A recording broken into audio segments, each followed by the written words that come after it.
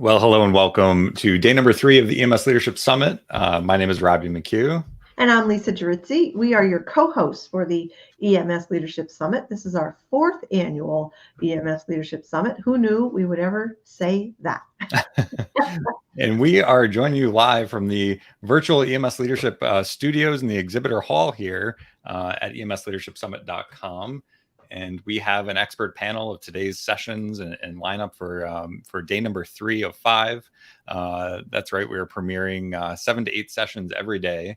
And you can access those online at emsleadershipsummit.com/exhibit. If you've gotten your free pass, you can access those sessions right here. If you would like CME credits, lifetime access to all the speaker sessions, and to build your leadership library and some additional bonuses like MP3 audios, you can check out the All Access Pass for a very low one-time fee. And folks, we are featuring a lot of our sponsors here tonight, including the Wayfound Mental Health Group. So you can click on over and we'll just explore this virtual booth here about their before operational stress program, a resiliency-based, a science-based program to build resiliency in your frontline work providers, as well as the grand prize drawing. So if we scroll down here, we've gotten entries into the grand prize drawing, and you can enter your name and your agency. And they're giving away some incredible artwork by an artist, paramedic, first responder, and some custom artwork designed and drawn for your agency. So a lot of neat things going on in the virtual exhibitor hall. Yeah, and if you want to have a sense of how awesome that gift is, just click on that live link for Dan's son, and you'll see the amazing artwork that he's created. I mean, it blew me away. I wish I could, get the be part of the grand prize, but I can't. So anyway, so yeah, every single booth is interactive. So unlike other online conferences, we actually have an interactive virtual exhibitor hall, and Robbie and his team has done an amazing job of putting this together. And we really want to thank our sponsors, because thanks to them, we're able to do this free event every year. And so head on over, and a lot of different options. For example, Binderlift, they are offering a free trial for just for going to their booth and clicking on their booth and getting the information and then filling it in. You get a free field trial of this amazing product that allows you to lift individuals, patients, without having to put your hands under their underarms or other things. So that's a great opportunity just for clicking on the booth. Our friends over at FirstNet in the US here, the FirstNet Authority powered by AT&T, we've got some rapid deployables out there, and you can get information about what's available for your agency, as well as discounted friends and family plans. So there's a whole slew of information here about the latest from FirstNet, and as well as Ninth Brain, our friends at Ninth Brain, bringing unified solutions for quality improvement, forms, checklists, all of your operations management under one suite. So we thank the folks over at Ninth Brain for their support, and you can reach out to Bradley here as well with any questions. But they've got some great demos going on in that booth. Yeah, it's a great way to save time. And then we have the lovely Wendy Lund in her booth this year. I love her title of her company, Wealth Management, but it's WELL, and it's about being well. And she has an evidence-based program, Reach for Resiliency, and a lot of great free resources at her website. And you can fill out information to get a free consultation with Wendy. It's always a pleasure to talk to Wendy, so I highly recommend that one. And last but not least, Newton 360. We actually have Scott on in the green room and queued up to come on with us here shortly. Newton 360 he talks about, actually in some of his sessions, about taking the vital signs of your organization. It's such a great concept How do you stay in touch with your employees and know the vital signs of your organization? So check out Newton 360 and their platform for increasing engagement, reducing agency turnover, because we know that's a huge cost and nobody can afford to lose people. So check out Scott Moore, and you can actually book time on his calendar, on his very busy calendar, I will say, because he is hopping around all around the country, speaking at national conferences, and he has the pulse on the EMS industry right now. So with that being said, Lisa, let's bring in some of our panelists. And folks, if you let us know in the comments where you're joining in from, we'd love to see where you're watching from. If you have any questions for our panelists, we've got some great experts here to talk about today's session. So yeah, and not only today's session, so if you saw something or heard something and you have a question, or if just a topic of interest to you, certainly there's a lot of things happening in EMS. So if there's something you'd like to ask our expert panel, just put it in the chat, and we'll do what we can to answer your questions. Well, first I'd like to bring on Richard Lazar. Richard, joining from California, welcome. Hi there. Actually, Washington. Washington. I'm trying to stay out of California. California. It's all the West Coast, right? Washington. So it is definitely earlier in the day there.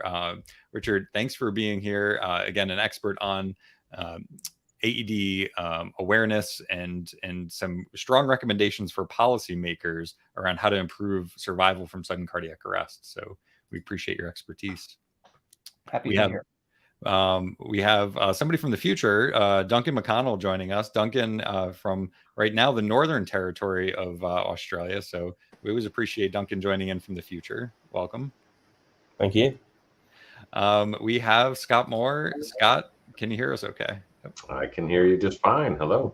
Thanks for being here. I know you just got back from the AAA conference, and you are you're busy on the speaking stage. So we appreciate you joining us tonight. No, appreciate being here. Thanks for inviting me back. I guess you're a two-time speaker, Duncan. I think you've been here with us 3 times, isn't it? 3 times, yes. Yes. Yeah.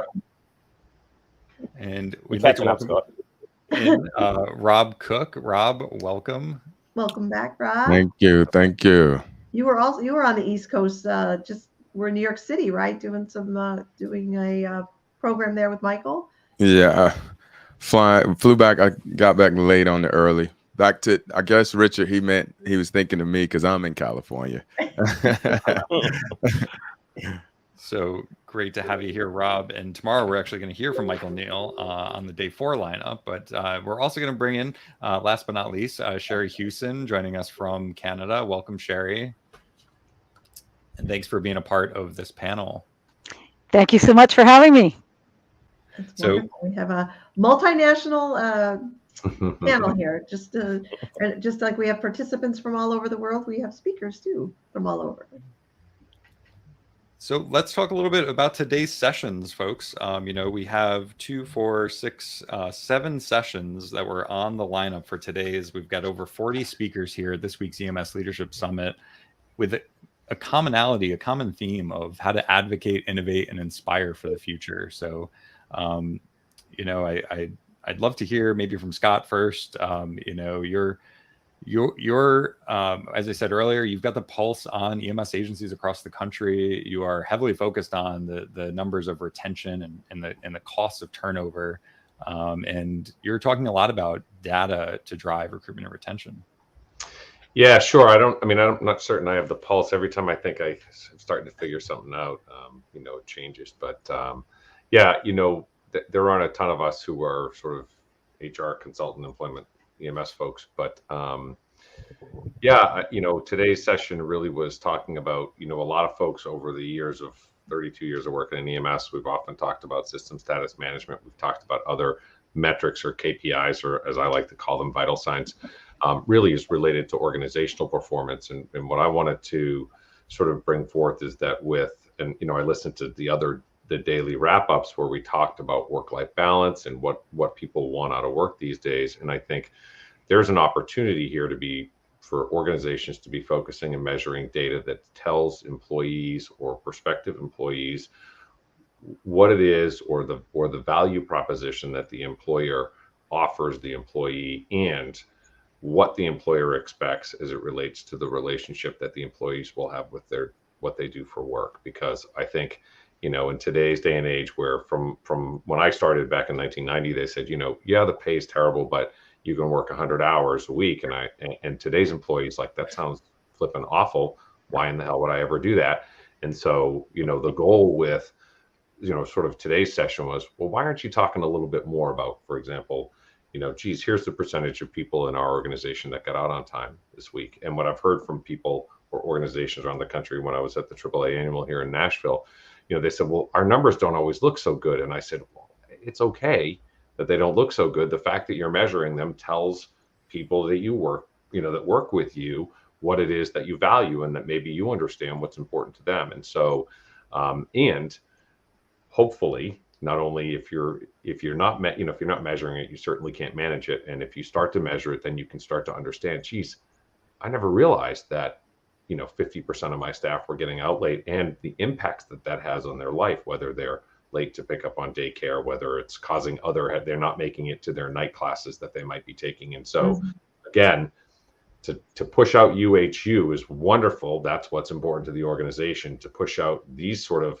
human UHU factors, in my book, is what's really driving, the recruitment and retention issue. Because this train's been coming down the track for well over 10 years, and like, a lot of people look surprised that that it came through the crossing. So that's so true. And Rob, your presentation is on. I loved how you phrased it, a balanced approach to living, right? Like, most people are talking about work-life balance or something like that. But your talk really focuses on a whole different paradigm.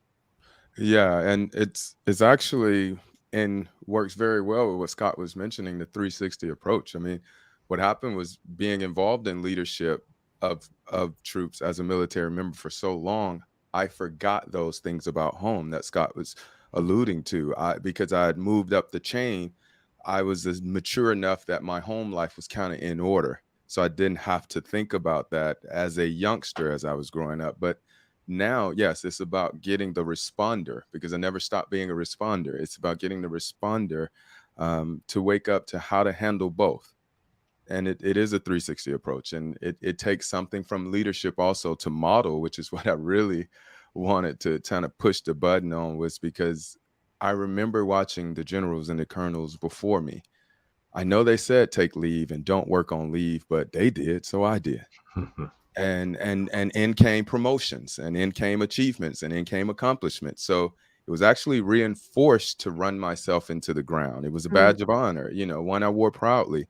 But the burnout or the fall was massive, and it did take a while to heal and to create a balanced approach that now I'm actually realizing I still can operate well in. I thought I had to be tense to show up on scene, because then people would think I'm taking it serious. But no, I actually find out showing up in a well state of mind gives my perspective on what to do when I'm on scene. It kind of just opens the bandwidth, what's possible, what's capable, rather than me showing up very narrow-minded in the sense, because I have so many bills, or I'm using work to get away from my life, so to speak, the whether it's financial problems or relationship issues. I just really think it's time to take care of those who are here serving our communities. It's so great. Thank you. And again, if you're watching us, we really encourage you to tell us where you're watching us from, and any questions that you might have, comments. Please feel free to share in the comment section. And maybe next we can go to Sherry, because we're talking about this idea of the whole program that Wayfound has is and you've done research on this, which is why we love this idea of research-based, evidence-based treatments in mental health. But you're talking about like operational readiness and resiliency in your providers, doing the training before they're experiencing the stress. Hopefully, we talk about a lot in the Leadership Academy about try to build a bench of leaders before you need them, so you're not scrambling ahead of time. Absolutely. Thanks, Robbie. And yeah, you're absolutely correct. And we've done research for 5 years on multiple models of the before operational stress. And so we know that if we can come in and do it at onboarding when people are just coming to the job, is really highly impactful. It also reminds them that there's something here, and then there's future services that go from the lecture series that they're onboarding during their boot camp training. And then there's the digital product that they could do a reminder every year. And then which is asynchronous. There's then a learning program that they can do by video conference, which is also researched. And then if they're really starting to struggle or feeling like they're no longer coping well, there actually is the CBT-based group therapy in-person model that's also been researched. And we have proven that the before operational stress created by Dr. Megan McElhern does make a significant difference in people's mental health on that far end when we're treating symptoms, but it also works highly effective on that front end in which we're giving tools that make people more proactive on managing their health. We don't typically call it resiliency necessarily. That's a term that's often used incorrectly, but it gives them the proactive ability to manage their mental health. I love that. I love that it's part of the onboarding. Like, how smart is that? Right? Like, yeah. Why are we waiting until somebody has a problem and then we go, okay, go, get fixed, versus no, here's a program that's going to serve you as you serve others. I mean, that's just absolutely. Brilliant. And the fact that Canada has seen the importance of this, and if you are a first responder in Canada, do you want to mention that they've actually covered with grant money because they what they value if they're going to invest that amount of money in. Absolutely. The Public Health Agency of Canada has funded all first responders, EMS, police, fire, emergency doctors, nurses, fully funded them to have any of those levels of the before operational stress program, right from that lecture series all the way through to the actual therapeutic model of it. And it's fully funded program. And they started that about a year ago with us, and we're doing research on all the models still today. So we're getting lots of input. That's fantastic. And maybe Duncan, you can chime in here. I'm just curious what's happening in Australia. I mean, we know Dr. David Daniels has spoken about, how Canada has prioritized the psychological safety, the well-being of providers into law. I'm just curious, you've got an idea of what's happening on that continent, in that country.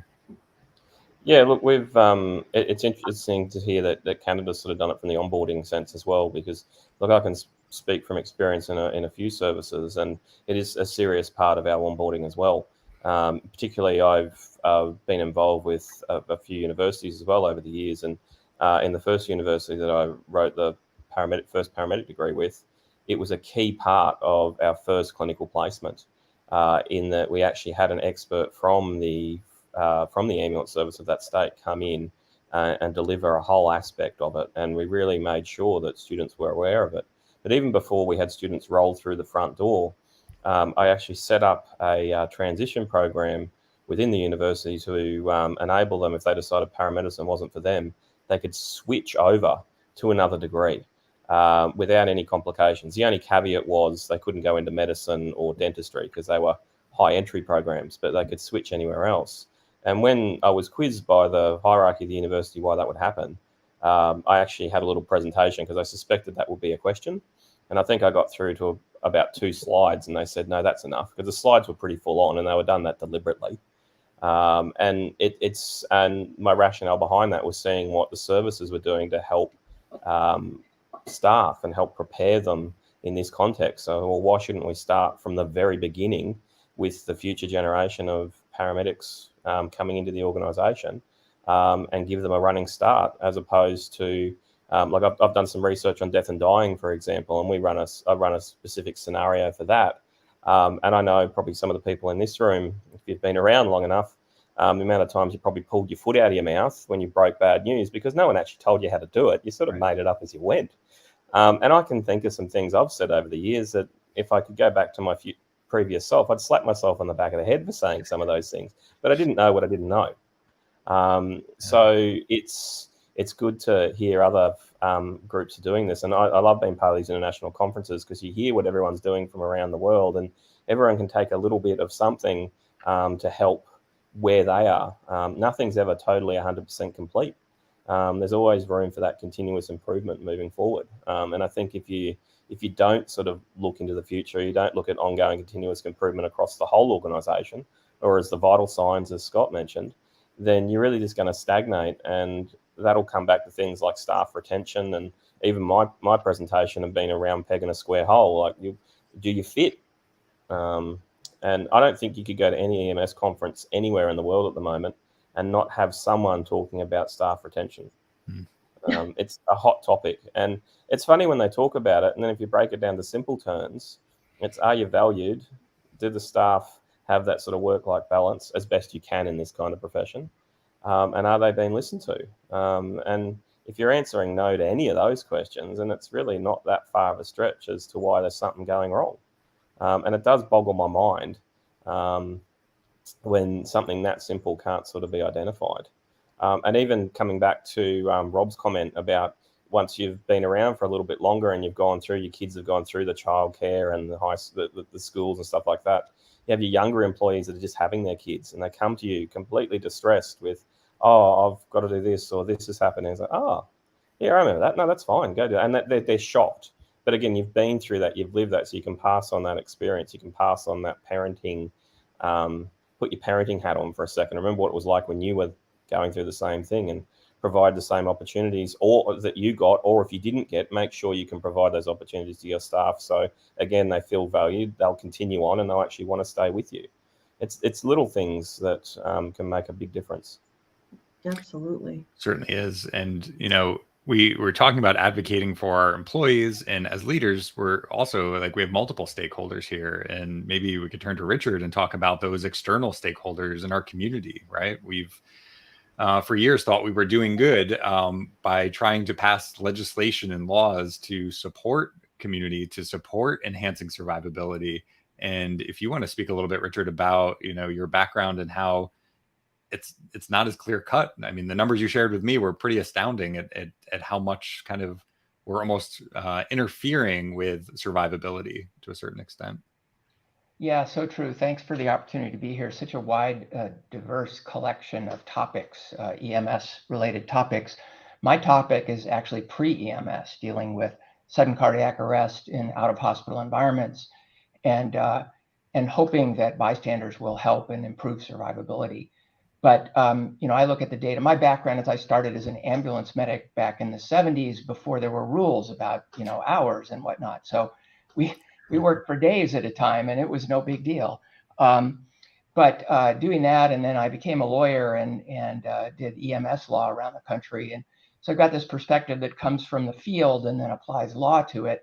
And I've been involved in public access defibrillation and public policy and laws and whatnot since the mid-90s, since the modern era of AEDs. And here we are in 2022. And, as I look at the data, it's deja vu all over again. We've got 30% of SCA victims get CPR, 3% get a public access AED use, and we're still at 8-9% survival. And this is 50 years after the advent of CPR, 30 years or so after the advent of modern AEDs. There's lots of reasons. Sudden cardiac arrest is a very, very challenging disease, right? And it kills a lot of people because time is so critical. I focused on 4 reasons that I think contribute to the deja vu data.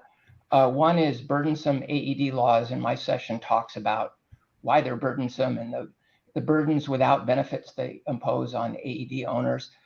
Few bystanders willing to help. Walk through a grocery store and ask people if they know CPR, if they're willing to do CPR, if they know what an AED is or how to spell it. And 99 times out of 100, they answer no to both. Even people who get trained are unwilling to help because they fear lawyers, and legitimately they fear getting sued. Mostly the organizations, not so much the people. And we have a critical AED shortage. There are perhaps 5 or 6 million AEDs in public access settings throughout the United States. We need 30 to 40 million so that one is nearby most SCA victims. We have laws in place that are barriers. They cause organizations not to want to have AEDs. They cause people not to be willing or even be able to use them, let alone doing CPR. I advocate for a model AED law that fixes the problem by getting rid of the burdensome requirements put on AED programs, fixing Good Samaritan immunity protections, which are limited in most places. The myth is that there's Good Samaritan immunity everywhere. The truth is that's not true. And the model law mandates AEDs in lots of places. That's happened in 2 states, Rhode Island and Oregon. In other states, there are very targeted mandates, like for health clubs or for schools. So very limited geography, very limited population of potential sudden cardiac arrest victims. So my session talks about ways to fix these problems. And I think it's a way to truly move the needle in a positive way. And I feel like they're very simple things that, again, unless you hear this at a conference, you're not gonna know about. The fact you talked about occupancy rates. Why not tie AED compliant or having an AED to an occupancy rate? If you have a fire occupancy rate or you have a building rated for 500 people, then there could be a law tied to the occupancy rate. So just some brilliant things that I guess we normally never think about unless we find somebody like yourself that's just kind of in this whole world. And even with the best intentions, these laws get created. I feel like both in our organizations as well, right? We intend to try to improve the situation, the circumstances, and often it might actually have the opposite effect. Legislators get graded on, putting bills in. And if a legislator puts a bill in that has anything to do with sudden cardiac arrest or AEDs, they think they're doing good and they think they get a positive check mark.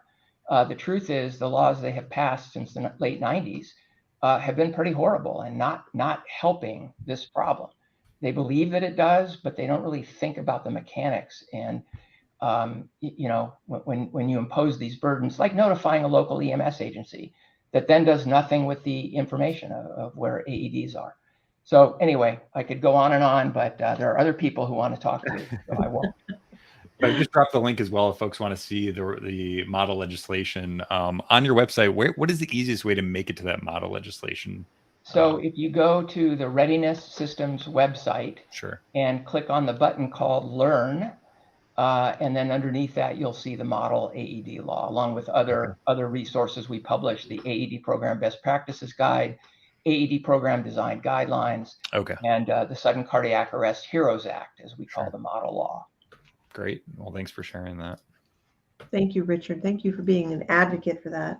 And that's one of the big things we wanted in this summit this year, was to really focus on advocacy, inspiration, and innovation for the future. And boy, your presentation really opens up a lot of just great points. So thank you so much for that.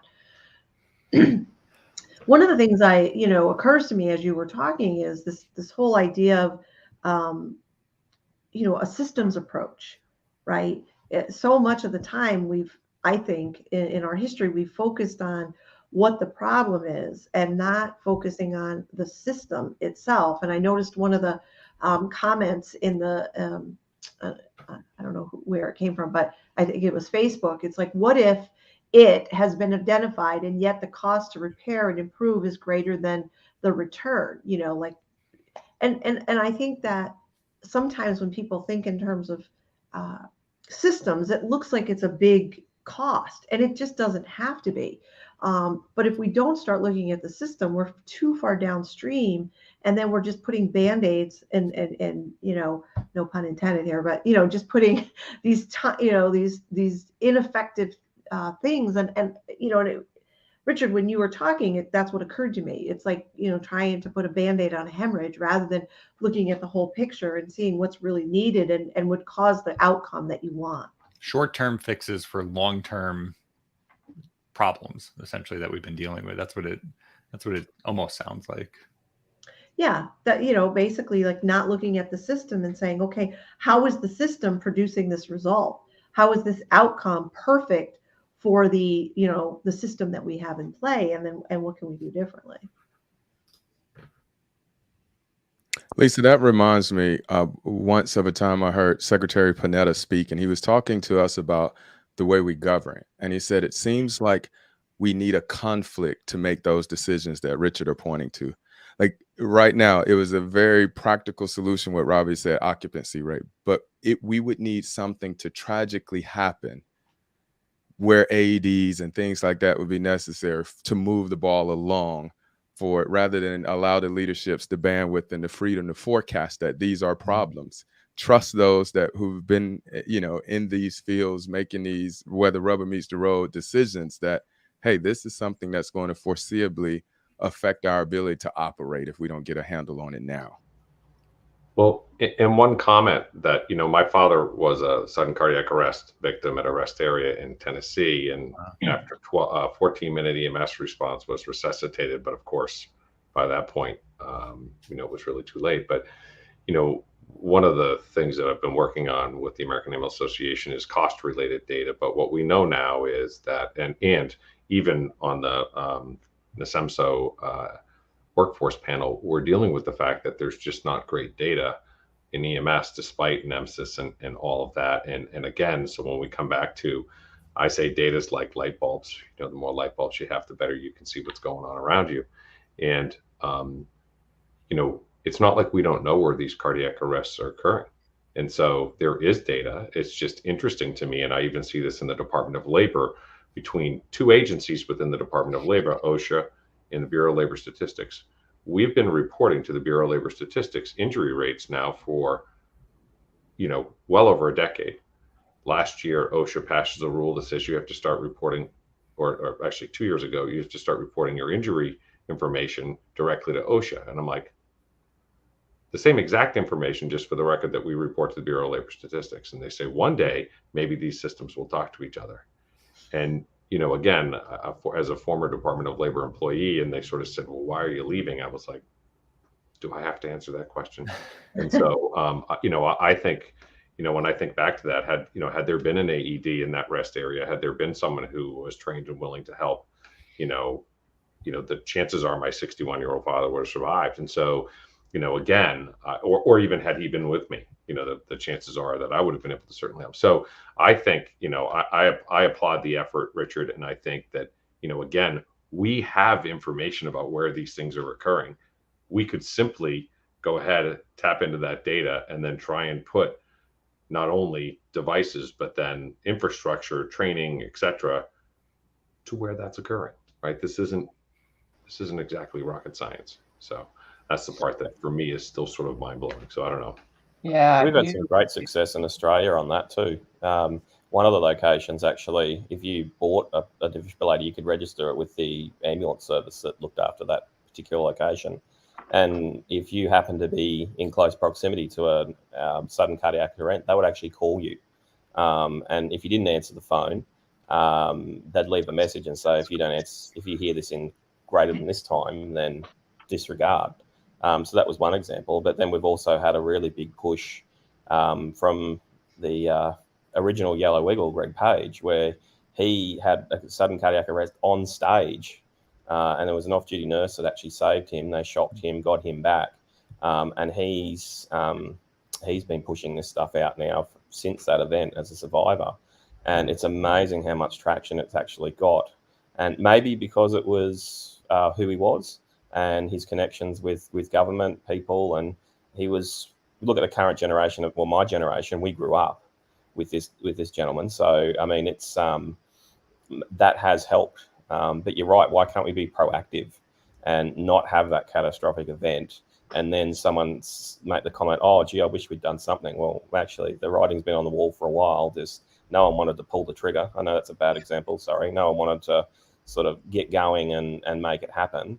They needed justification of a catastrophic event. Why do we have to have justification for a catastrophic event? Especially when we've got the evidence right here in front of us as to why we should. Well, isn't that also sort of pointing to what's happening in regards to mental health support and self-care and all that, is because so many first responders commit suicide or, have to leave the job because of, mental health issues, right? And then now suddenly, oh, then people get interested in funding it or looking into it. And it's like, well, where were you? Like you didn't see the writing on the wall for this one? Like been waving the flag for a while. Yeah, like why, you're pushing people, like Richard was saying, yeah, it didn't look like a problem then, but you sit back and you look and you go, hey, we're, running these people into the ground. Maybe we should, think about this. Right? There's a ton of research around the fact that, reactive modes of management create short-term thinking. And so, the more proactive you are, the more long-term planning and sort of visions that you can create. And so as an industry that has just historically been short-term thinking and reactive, again, I used to have a saying on my wall, the lights are down, gates are flashing, you can't blame the wreck on the train. I just think, again, that it's time for us, this is the fool me 3 times kind of thing. It's time for us to go like, all right, if we're wondering why folks aren't always taking EMSs seriously, it may be because they keep watching us. It's like the Three Stooges running into the same problem over and over again. I think it's time that maybe we, maybe take the next step. Unfortunately, Scott, reactive managers and proactive managers don't mix. Yeah, they end up butting heads with each other, and you become that round peg in that square hole. And eventually you go, this is not worth it. Bye. But I want to go back to Sherry though, because you were talking about this being as as part of onboarding, and to me that's an example of proactive, right? Like it normalizes it. It's part of our culture that we take care of people. Absolutely, and connected to the Boss Building, we do have a trauma-informed leadership program as well that's also under research at one of the universities, and it really complements that.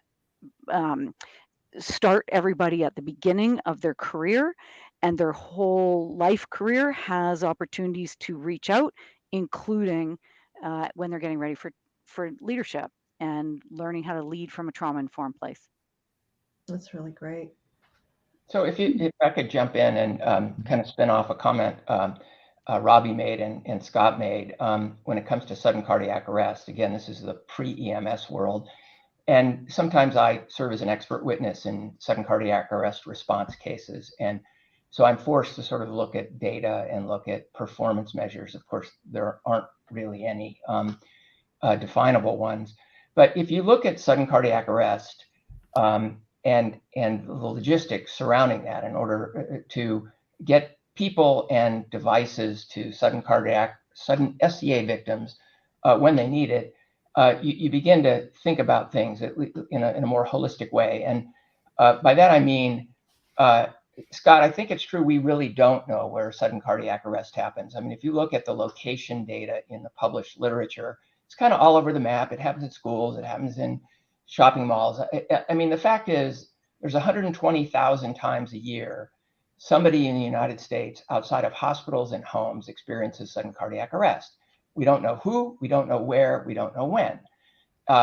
And so while in the aggregate, it's a huge public health threat, if you look at it at the site level, it's a very remote possibility, low frequency, high severity event. I'm an expert in a school case right now. And if you look at the math based on their experience of sudden cardiac arrest in the district, you can expect one event every 1,300 years at each school. So it's very remote, right? But you want people who are willing to act when they encounter this problem. So now I'm going to commit a sacrilege.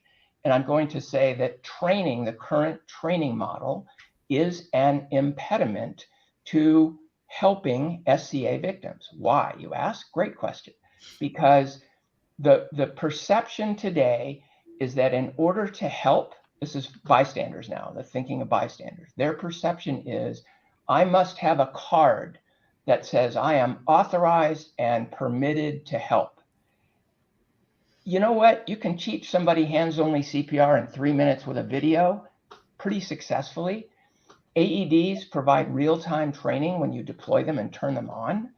So why do we have this model that says only formally trained bystanders are allowed to help? Now, there aren't laws that say that, But I can tell you, if you go out and survey the community and you get involved in analyzing events after the fact, you find out that bystanders say, I'm not allowed to touch that thing. I can't even take it out of the cabin. So, I mean, there are things we can do, not only on the public policy realm, but on the logistics side of things, right? How do we get more people who have the confidence and courage to try and save a life? And there are definitely things we can do on that front too, to move the needle, because we're not. And, you know, history is a guide. We should do some things differently. I love that. I've helped train over, you know, probably 3,000 people at least in hands-only CPR. And I love talking to community groups and telling them, you do not need a CPR card to do CPR.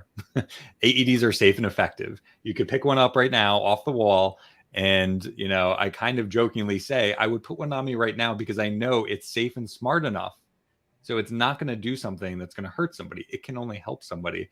And it's like, you know, the light goes on for people that, oh, I thought I needed a card. Oh, I thought I needed to spend 6 hours blowing into a dirty mannequin's face to save somebody's life. So it is amazing. Don't forget the war stories you get from the instructor during those 6 hours, too. Right. And this, yeah, the 5 hours of war stories.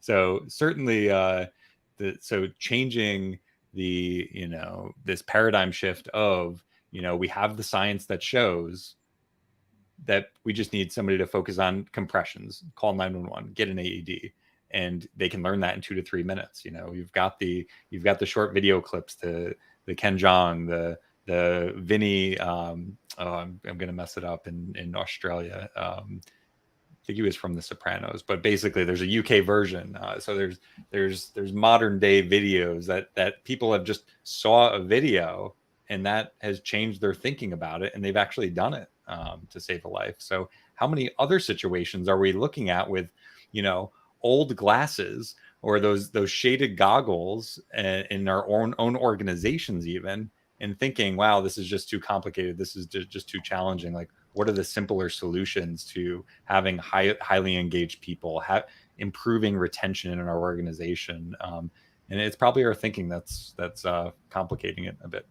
I'm going to take the probably out of that sentence, and I'm going to say it is our thinking. Because you know, you make such a good point. And sorry to interrupt, Duncan, but it's like if we can complicate something, our brains will do that, right? It's like the solutions are so simple sometimes. And I don't remember. I think it was you, Duncan, who were saying, you know, it's simple things like showing that you care to people, right? Mm-hmm. I was just coaching someone earlier today, and she's telling me about a scenario, and she knew exactly what to do, but in her head, she started overthinking it. And then she was always going to think that I'm trying to be friendly with them and like, we're human beings. It's a human being over there. You know, it's not an alien. It's another human being. And if you just follow your wisdom and common sense, 9 times out of 10, you're going to be spot on. But, you know, what happens is there's all these stories and all these shoulds that we surround ourselves with. And then, you know, we don't take the actions that are right there, simple to take. Sorry, I got a little preachy. Well, we had a success story with the AEDs, the local golf course that my son and I played at quite regularly. They got one and they went, yeah, okay, we'll get one. They got some funding, and then it sort of sat there for a bit, and then they actually had a save. They had an actual incident that was right outside the pro shop. They hands-on CPR. Someone went and got the AED, put it down, got the guy back. The paramedic crew rocked up, amazed, got him in the car, off to hospital. And then afterwards, no one really sort of debriefed them on what they did. And I actually ran a first aid course for them about a week after that, and commented on what they'd done, because no one actually told them what a good job they'd actually done in that particular scenario. And then I sort of made the point. I said, whereabouts is it? And they pointed out at the pro shop. And I said, well, what about the other side of the golf course? And someone in the room, the president happened to be there, and he went, that's right. Next week, they bought another one, and it's situated at the other side of the golf course now. So they've got them in 2 spots. So here's an area that went from none to now strategically thinking, how can we look after our consumers? And they've gone down that path. So it's nice to see there are people or groups out there that are starting to see this as a benefit, or the example you guys gave before, which I think is awesome. With the fire extinguishers, X amount of people in a building, you need X amount of those apparatus. I mean, there's your simple solution that you're talking about, Lisa. That's not complicated at all. I mean, bang. Why do we need to add 10 million other steps in front of us when that's actually quite a simple way of actually approaching it? Well, I hope that group got a bigger plaque than the hole-in-one folks do. Like, so right next to the hole-in-one in the country club, there better be a save, you know, a defib save plaque right there, you know, and that's the one everybody's like, I'm just waiting for someone to drop because I want my name on that darn plaque, right? Like, Number of But again, saves. it comes down to people just didn't think it was safe. Like, I'm going to hurt someone, and that's the biggest myth that you have to debunk whenever you're doing this. And that actually has been my biggest barrier to entry when I've spoken about that.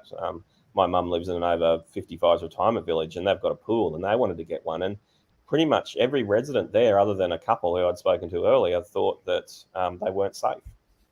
Yeah. So yeah, it's once you get through to people, it's the educating. And again, people don't know what they don't know. I love that piece. And I think it would, in my mind, I see it as once we get all of our first responders healthy, they're going to show up in these community places and have these conversations. Mhm. So because you are going to the gym now to take care of yourself and not working 18 hours, you can have a conversation if something happens at the gym to educate. It can't just be Richard, you know, petitioning at the highest level, because some of that never makes it down to the person. It's going to be the responders in the community. Some people don't even know their neighbor's a first responder because they're never home. Yeah. You know, they're never home.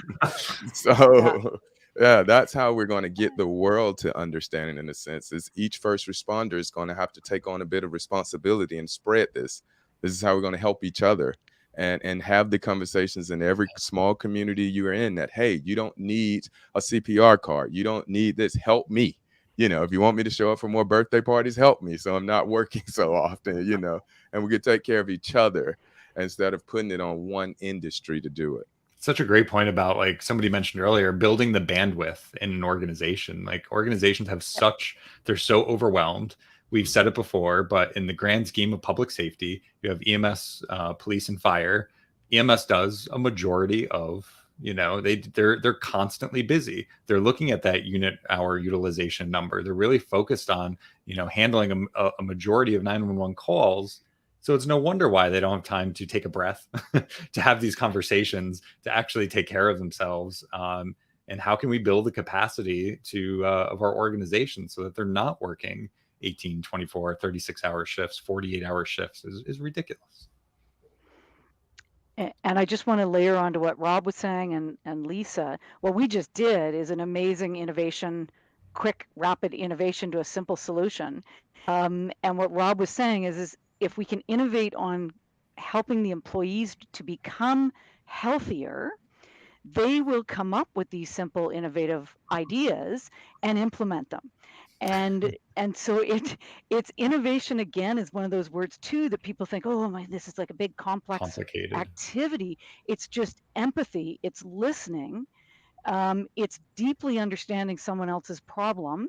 And I think most leaders have heard it over and over and over again from most of their employees. And so stop just listening now and just turn it into what would solve this? What would help? And the solutions are actually fairly simple that would create engagement, which also creates well-being. It's the solutions for people to feel better on the job are just about as what we just talked about here too.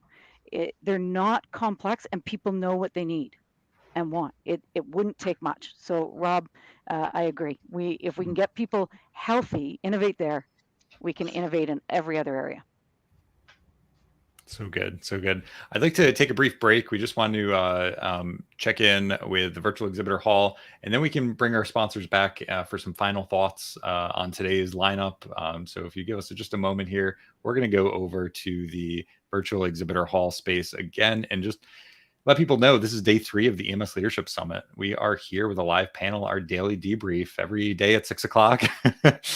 We've been doing these live sessions thanks to our partners at Fire Rescue TV. We're streaming through about 450 fire and EMS stations on their digital signage platform. thanks to Martin and his fire rescue TV panels and information systems. And we thank them. We're also simulcasting across the Fire Rescue TV network with about 110,000 or so followers. So folks, if you haven't signed up, emsleadershipsummit.com, if you head to /exhibit, you're going to be able to check out booth number 1 with the free sessions. Every day we're going live with 7 to 8 sessions. They're available for 24 hours. Tomorrow we have a whole nother lineup. The next day is day 5 with another lineup of speakers. If you have upgraded already for an all access pass, you get CME credits, you get lifetime access to all the sessions and some MP3 audios to listen on the road. And check out our playbook. We have some of our incredible speakers have featured some articles in here as well. So check out the playbook, and it has the day 3 lineup of speakers. Julianne Stevenson was not with us today, but oh my gosh, is she funny in her session about talking about leading in the classroom and just sharing her personal experiences. She is definitely an innovator, and she is definitely passionate about helping paramedic systems and students between accreditation. We've had some great conversations about that. You heard from Scott Moore on our panel today, Duncan, Rob Cook. We had our public relations panel.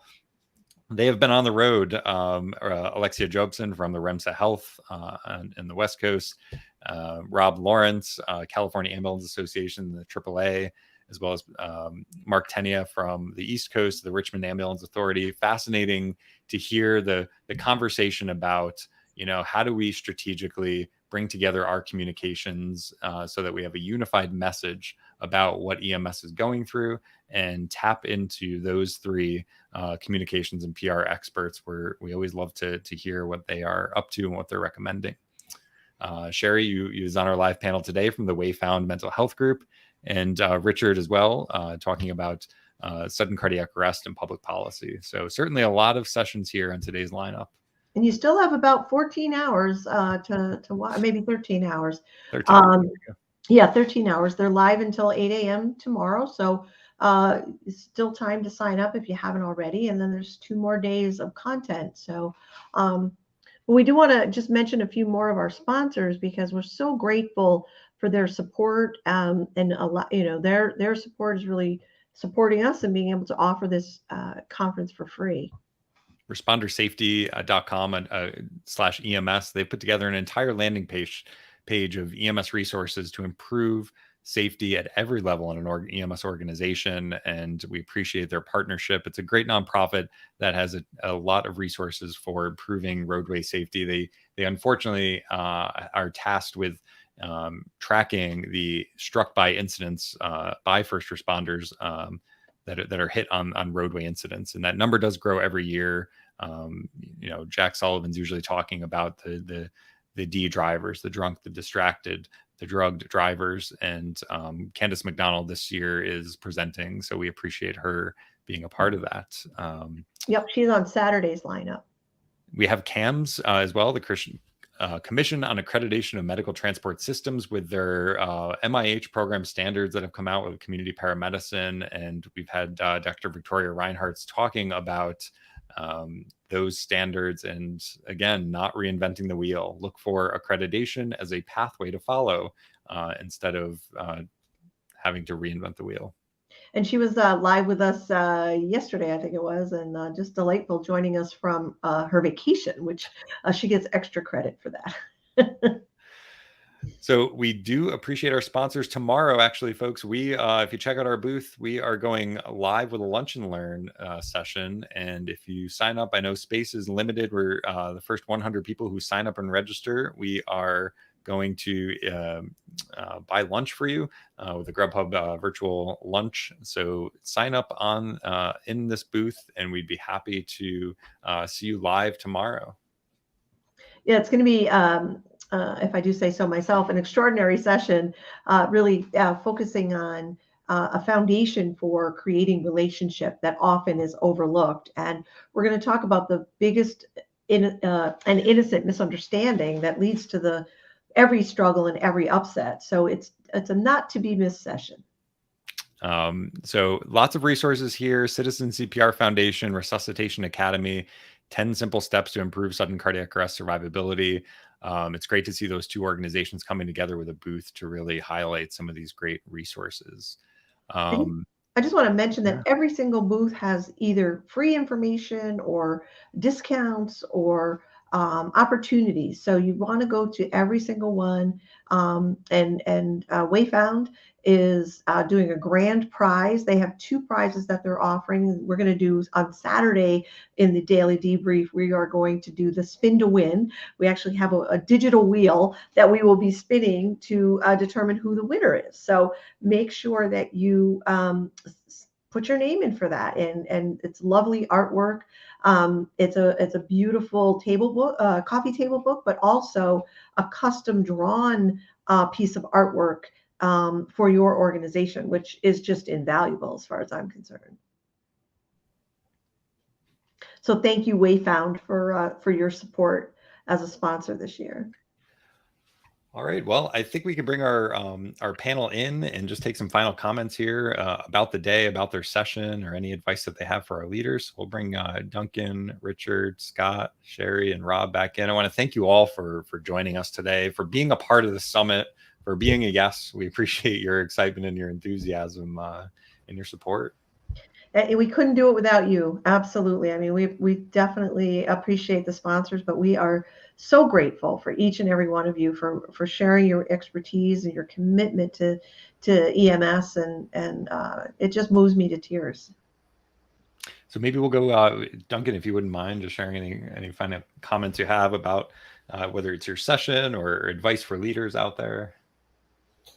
Look, this is my 3rd summit, and it's always great catching up with people from all over the place. And I think on some of these, we've had people from far away as Africa as well joining us, and still connecting with the connection with these people afterwards is just amazing. I think looking at all the presentations that we've got available to everyone that's part of the summit, there's something that everyone can take away. Look, there's all those little bits or those little golden nuggets, those little areas that you can always take to improve what you're up to and improve your own practice and help sort of build forward-thinking planning and things for your own organisation. I always come out of these with more than I came in with. Every year you seem to end up with a bigger pile of knowledge. Your bucket gets fuller and fuller and fuller to the point where you actually going to need to go over another bucket and start filling that one up. So yeah, no, I appreciate the opportunity to present at these summits, and look forward to continue on doing with it, because I said there's always someone new that you can connect up with to really enhance your own practice. Because if you don't continue to evolve, then you sort of become stagnant and somewhat irrelevant, and what you're doing just doesn't have the effect that it won't. Oh, and I think we lost Duncan. We didn't do that. We did not pull him off the stage. There was not a digital book that out. That was good timing. Richard, maybe if you wouldn't mind going next, just any thoughts for leaders out there watching this session? Yeah. So again, I think about the sort of the pre-EMS world a lot, and maybe another challenge I'll toss on the table, sort of unrelated to public policy, is how much can we push down to bystanders, right? Long ago, we pushed CPR down, and then we pushed AEDs down, and now we're pushing down stop the bleed kits and Narcan and all kinds of other typically or traditionally medical interventions that we're trying to force into the hands of lay bystanders. I worry about that. I think there's a limit to what bystanders are willing to do, able to do, and there's no shortage of sharks, known as plaintiffs' lawyers, willing to go after bystanders who are tasked with doing some things that are, again, traditionally medical. So, I guess the last parting thought I throw on the table is for those in the policy world, think about those things you're pushing out of EMS into the hands of lay people. Think about it carefully before you do that. Yeah, brilliant advice. Thank you, Richard. And Duncan, we're bringing you back. I know you just drop off on you, so we do appreciate your comment and your feedback. And Rob, do you want to go next with some final Absolutely. I don't know what happened there. That was internet said no. All good. I just would like to offer to everyone of service, one, thank you both for an amazing program and summit every year and continue to be, and to all those who came. But I really just want to speak to those who are responding and make sure you prioritize that self-care. It's really one of the key components to increasing your impact zone, your ability to do this job, is we have to take care of ourselves. And I know sometimes that gets hard. And so we have to just find the balance. So, I mean, in your life, find the balance that allows you to, again, just take care of yourself so your impact zone in this work can be great, because people are always going to be hurting, and we need people like you continuing to show up for them. So take care of yourself. And if there's anything that I could do to help, please don't hesitate to reach out. All of the information is in the playbook or somewhere listed, but let's take care of yourself. Prioritize that self-care. Beautifully said. Yeah. Thank you, Rob. And talking about self-care, Sherry, if you want to give us some final parting thoughts here, especially being so involved in, and we lost Sherry. There we go. I'm sure she'll be back. I guess, Scott, if you could. Yeah. And so actually this is my third year as well. And one of the things that I would say, I think I joked with you guys now every year. So it's gremlins. old at this point that, you know, when you first had this concept, my thought was pull off a virtual conference. What are you, crazy? Then of course, 2020 hit and it exploded. What I would say is, as someone who really does work a lot with workforce and leadership development, often when I'm out at conferences, I see folks who are in that senior leadership role, or the owners of organizations, or the fire chiefs. And what I'd say is, this program is an amazing opportunity to deliver in a very cost-effective way leadership content and other content for the professional development of your group. And when they see you investing in them, the likelihood that they will invest back in your organization is just far better. And so getting past sort of just some of the clinical continuing education that you provide to folks, you never know who your next emerging leader is going to be. And so again, engaging in professional development and commitment for folks is the way that you're going to move the needle on recruitment and retention. And failure to do so, you know, as we say in EMS, you know, all bleeding stops eventually. Failure to do so will be really problematic for your organization. You know, again, I just can't thank you guys enough for allowing me to be part of this event. It is, like I said, every year when you call, I'm waiting for it to come. So I appreciate it. And hopefully we will, well, I know I'll see you tomorrow, but hopefully we'll see you back here next year as well. All right. Hey, Scott, do you have a list of your Scott-isms? Because they're pretty terrific. They are really perfect. Yeah. You know, you just make it up as you go along, you know, or I steal it from someone else, but I usually try and, you know. They're spot on. So well done. I'd love a list. Send it around.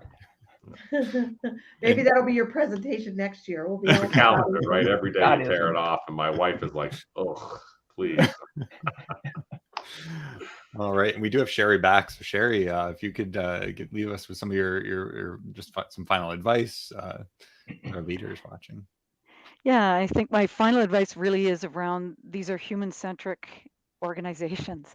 Everything we're doing is human, and innovation, employee engagement, mental well-being, all about the human being. And we just need to really focus on those three aspects in our organizations to truly change the culture of the humans that we're all working with. So it is about humans. Absolutely. One of our most important parts of our organization that we can't deliver care without are the people in the organization. So that is definitely a theme that has emerged. And as Scott even said earlier, it's show your people that you care about them, that you're investing in them, because, you know, without that, the chances of turnover are just so much higher.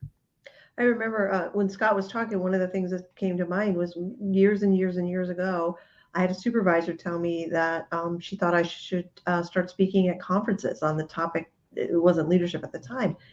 And it was like, what?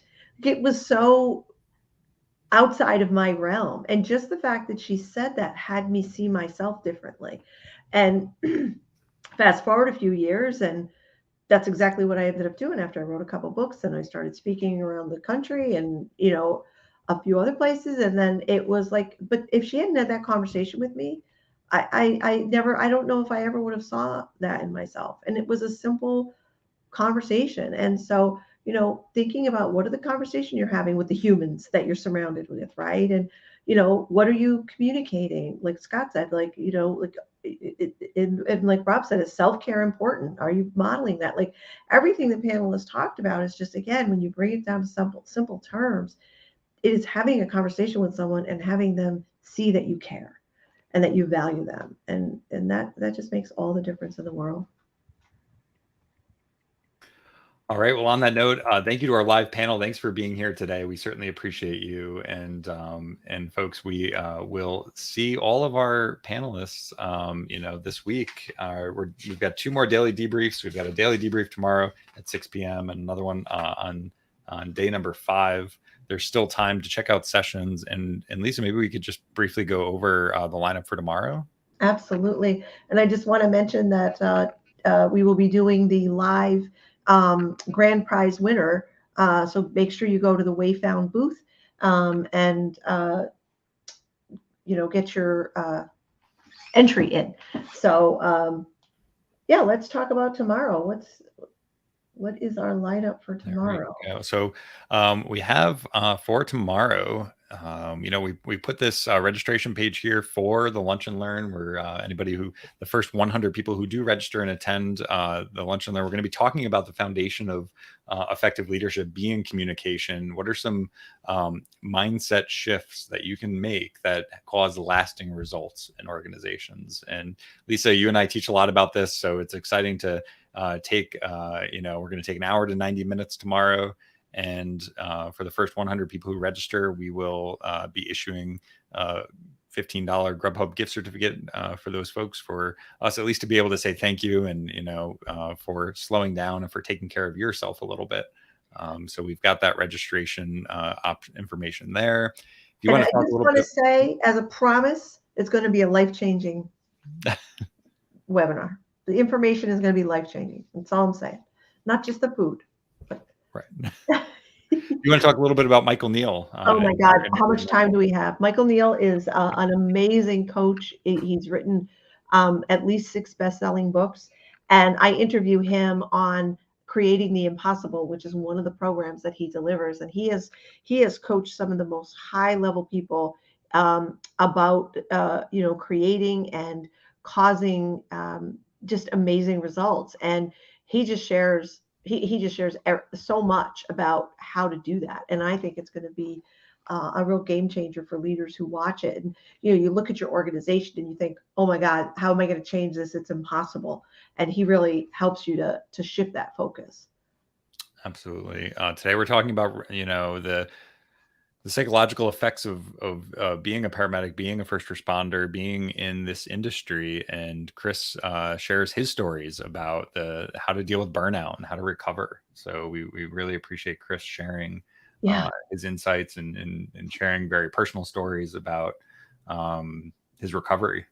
Yeah, absolutely. And then our 5-time returning, because he came to the safety summit that we did, this little 2-day safety summit that a lot of people don't know about, but we did in early 2020. Dr. David Daniels has returned, and I interviewed him for this one, and it was blowing me away about what he means by inclusion and inspiring people. And it's a completely different take than I had ever heard before. So I can't wait to hear what people think of this presentation. Yeah, and David just recently finished his PhD and is running the Psych Health and Safety podcast here in the U.S. And he's had some phenomenal conversations about how do we create more psychological safety in the workplace and have people feel valued and have people feel safe. It's such a great topic that love chatting with him about. And you just heard from Scott Moore on the live panel. He's got another session here about developing leaders. And it's a challenge that many organizations are facing. Yeah. And he really points out this lack of a ladder, a career ladder that people talk about in EMS, is that it's an illusion, and that there's so much that can be done when you widen your lens and you're not looking at it from, this rigid place. So it's a terrific conversation about, getting, not only developing the people around you, but being someone who develops yourself. Yeah. And we talked about like having the bandwidth to handle or to create the space to actually widen your field of view, your vision, and actually deal with some of these be a leader in your community for improving sudden cardiac arrest, build the capacity, the leadership capacity of your organization so that they can focus on training, that they're not just constantly running calls. And so, yeah, I'm super excited to hear that session. And Heather and Don from the the Ambulance Association of Pennsylvania sharing about their wins as soon as I heard about how much of a successful legislative session that they had in Pennsylvania. $85 million of direct funding back into ambulance services in PA. And Heather and Don share about, it wasn't an overnight success, but they share strategies for developing relationships and advocating for change. And they did this without any paid lobbyists. So it's an inspiring story. We really thank Maggie Adams actually for making that connection and having Heather and Don share their story. I personally think every EMS leader should, I'm going to risk saying should watch that. They'll learn so much about advocacy and what's possible. And from Israel, we've got Dr. Oren Wach, who is a paramedic, and he is sharing about what it's like, an EMS system is like in times of war, and how they're responding. And he has a fascinating background as a paramedic and a PhD, and really focusing on simulation training. So it's always great to get a global perspective about what's happening in EMS. Yeah, you can learn so much from getting outside your own town, your own system. It's a great talk. We've got two bonus talks here. We've got Eric Chase and Ryan Thorne of Thorne Ambulance. Eric is a speaker. He is a podcaster, so he really got into podcast mode and had a conversation, brought in another guest, Ryan Thorne, talking about these accountability conversations and how do we hold people accountable. Eric's got a background in improv as a paramedic, and we love to hear him sharing his story about how that's enabled his organization or the people he works with to, create safer spaces for people to show up in. Yeah, improv is a wonderful tool. And last but not least here, we've got Avi Golden, who is a paramedic, a flight paramedic out of the New York City area, had, volunteered in Israel, and he had a stroke, unfortunately, at a young age, and it changed the trajectory of his future. And he suffers from aphasia and is really passionate about actually speaking about aphasia and helping EMS providers understand the cognitive effect, the insights of what aphasia is and how we can be more aware of it. And he brought on Dr. Caitlin Brooks, who is a PhD professor of speech pathology. And the second half of the presentation, Caitlin talks about the different types of aphasia and what EMS providers and first responders need to know and how to recognize that. And they've got some great video clips as well of people with aphasia and over time, how that is changed in the road to recovery. So a great session. We appreciate Avi and Caitlin for doing that. And then our live debrief panel for tomorrow will be day number 4. So it is quite the lineup, over 40 speakers this year and sessions going on. So we thank you for joining in with us tonight. Yes, and please keep your emails and comments coming. We've been fielding a lot of wonderful emails from people telling us how much they're getting out of the sessions, both free pass holders as well as all access pass holders. I mean, people are just being very generous, and we love to hear that. And we pass that along to the speakers, because there's nothing better as a presenter than to hear from someone that your presentation made a difference. So we hope to see you again tomorrow night. Please do join us for the live, and please visit the Exhibitor Hall and show our sponsors some love. They make it possible for us to do this every year, And we really want to encourage you to check out the free opportunities, the demos, the information, giveaways, and just let them know that that you appreciate that they're sponsoring this. All right, folks, we will see you tomorrow. Enjoy the rest of the day in the sessions.